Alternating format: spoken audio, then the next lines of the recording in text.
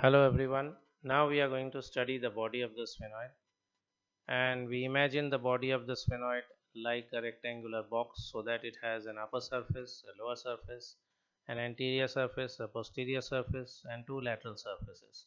Now this is the superior view of the sphenoid. That means this is also a superior view of the body of the sphenoid. Now if you look at the body of sphenoid, over here you have from anterior to posterior the ethmoidal spine, which articulates with the labyrinth of the ethmoid. Behind that you have this plain area which is called the jugum sphenoidal, and it's continuous on two sides with the lesser wing. The jugum sphenoidal is related to the olfactory tract and the gyrus rectus. The gyrus rectus is a gyrus on the lower surface of the frontal lobe of the brain. Behind the jugum sphenoidal you have this horizontal groove, that is the sulcus chiasmatis, which leads laterally into the optic canals containing the optic nerves, and somewhat above the sulcus chiasmatis you have the optic chiasma. Now at the posterior margin of the sulcus chiasmatis you have this elevation called the tuberculum sellae, and to the ends of the tuberculum sellae you have these elevations which are called the middle clinoid processes. And therefore where are the anterior clinoid processes? They are here and here. They are actually parts of the lesser wing, not of the body. So again, ethmoidal spine, jugum sphenoidal, sulcus chiasmatis, tuberculum sellae, middle clinoid processes.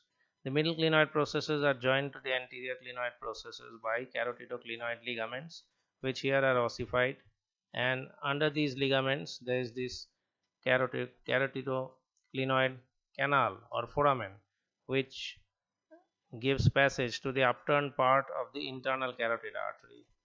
So behind this tuberculum sellae you have a deep depression which is called the hypophyseal fossa for lodgement of the pituitary gland and its coverings. And still behind you have this flat plate of bone which is called the dorsum sellae, and to these margins of the dorsum sellae you have these posterior clinoid processes. Now posterior clinoid processes and middle clinoid processes together give attachment to the diaphragma sellae, which is derived from the membranous layer of the dura mater, and this diaphragma sellae has a central orifice for the pituitary stalk. Again, the posterior clinoid processes are joined to the anterior clinoid processes by interclinoid ligaments. This posterior sloping surface of the dorsum sellae is called the clevus, which merges with a similar sloping surface from the basilar part of the occipital bone. This sloping surface is related to the pons and the basilar artery.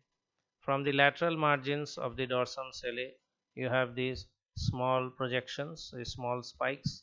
These are called the petrosal processes.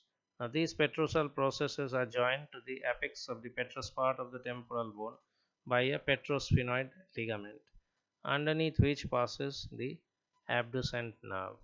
So, the superior surface of the body of the sphenoid. Now here you can also see the lateral surfaces of the body of the sphenoid, and you can see the lateral surfaces give attachment to the greater wings of the sphenoid above and the pterygoid processes below, which you can't see properly here. And again on the lateral surface you can see these grooves, this groove here, this groove here. They are called the carotid sulcus. So carotid sulcus, and the carotid sulcus lodges the internal carotid artery, which again is within the cavernous sinus, not exactly within the cavity of the cavernous sinus, but in the wall of the cavernous sinus. And this flange of bone over here, which guards the internal carotid artery, is the lingula. It keeps the internal carotid artery shifted medially. So, to the lateral sides of the body of the sphenoid, you have the attachments of the greater wings and the pterygoid processes, and you have the relation of the internal carotid artery, which is again guarded by a bony flange of bone, which is called the lingula. So, both superior surface and lateral surface. Now, here we are looking at the inferior surface. Now, the inferior surface of the body of the sphenoid you can see has the vomer stuck onto it, and this ridge on the inferior surface of the body of the sphenoid is called the rostrum of the sphenoid, and these wings of the vomer which are stuck onto it are called the ali of the vomer.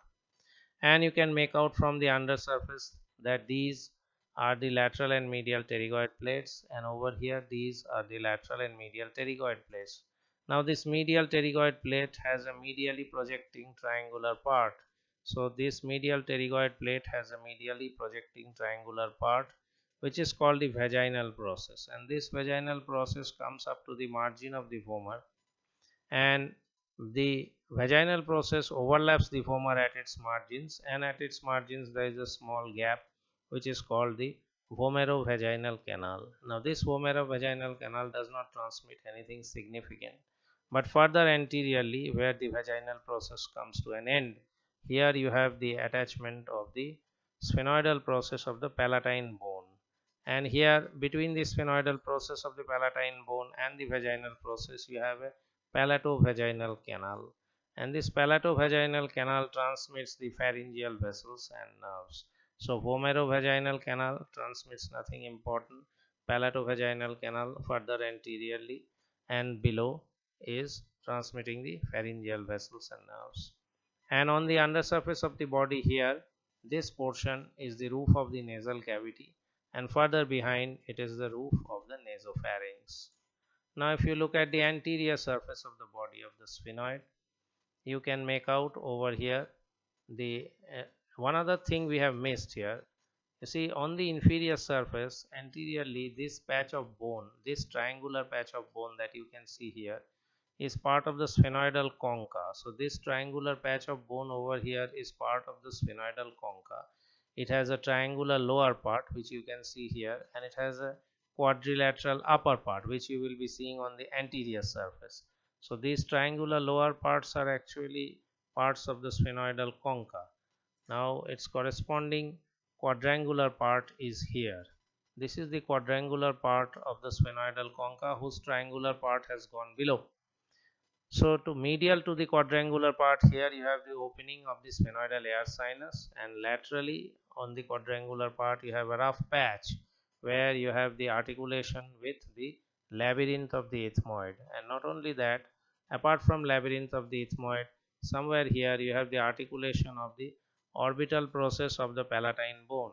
So on the anterior surface of the body of the sphenoid you have orbital process of the palatine bone articulating, labyrinth of the ethmoid articulating, and the opening of the sphenoidal air sinus, and overall you have the vertical quadrangular part of the sphenoidal concha.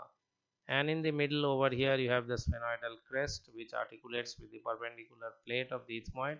So you have part of the nasal septum over here, although the roof of the nasal cavity is below over here. So much for the anterior surface. So now we have completed all surfaces of the body of the sphenoid. Now we are just coming to the posterior surface. Posterior surface has uh, only one remarkable thing, that the posterior surface of the body of the sphenoid is rough. It has been sawn through and it is fused to the basilar part of the occipital bone, forming the occipitosphenoidal synchondrosis, which is a primary cartilaginous joint which fuses at around 25 years of age. And this is a lateral view of the sphenoid. Here you can see very little of the body, you can only see the depression of the sella turcica. What we have not said in the superior view of the sphenoid is that the tuberculum sellae, the hypophyseal fossa or the pituitary fossa, and the dorsum sellae together constitute the sella turcica or the Turkish saddle. So this Turkish saddle is different in that the Turkish saddle usually had an elevated anterior and posterior margins. So this has got a special term, the tuberculum sellae, the hypophyseal fossa, and the dorsum sellae. This entire cavity has got a fancy name. It is the sella turcica. So here we will end this video and then we will go on to the greater wing.